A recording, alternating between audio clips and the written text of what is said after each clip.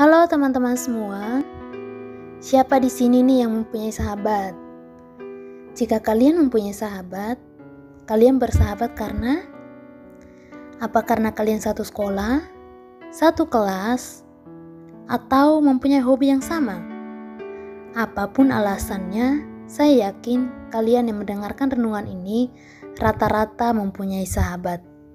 Nah, di Alkitab juga ada kisah tentang dua orang yang bersahabat dengan sangat baik, yaitu Daud dan Yonatan.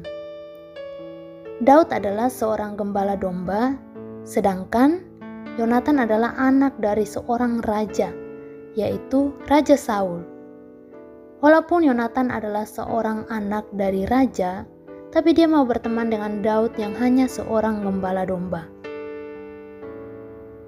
Di 1 Samuel 18 ayat 3 dikatakan bahwa Yonatan mengikat perjanjian dengan Daud karena ia mengasihi dia, yaitu Daud, seperti dirinya sendiri.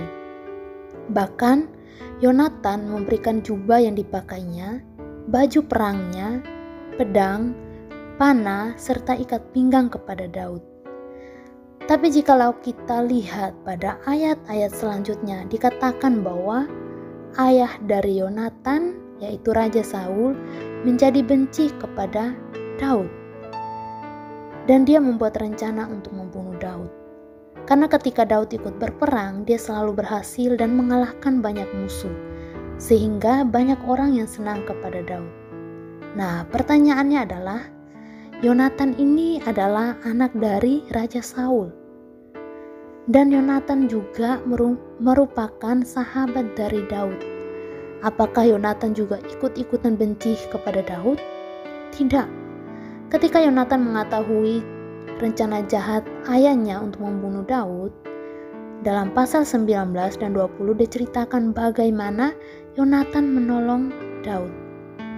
Saul dan Yonatan menunjukkan sikap yang sangat berlawanan. Saul yang awalnya senang kepada Daud menjadi benci kepada Daud karena rasa iri hati yang melihat keberhasilan Daud. Sedangkan Yonatan mengasihi Daud dan benar-benar menyayangi Daud. Kita juga perlu tahu bahwa Yonatan menolong Daud bukan hanya karena Daud sahabatnya, tapi dia tahu apa yang dilakukan oleh ayahnya itu adalah sesuatu yang tidak benar.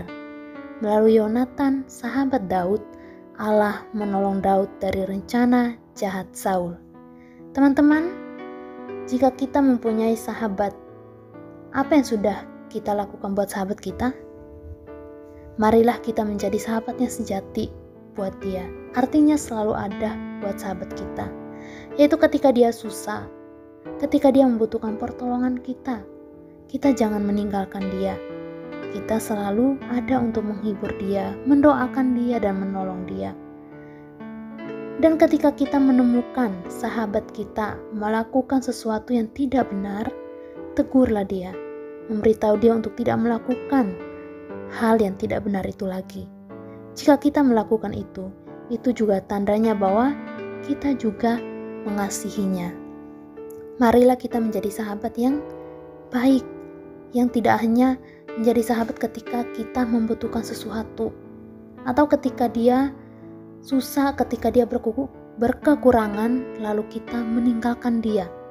Tapi marilah kita selalu menjadi sahabat yang ada buat dia, menolong dia, mendoakan, bahkan menegur dia ketika dia melakukan sesuatu yang salah. Tuhan Yesus menolong kita. Amin.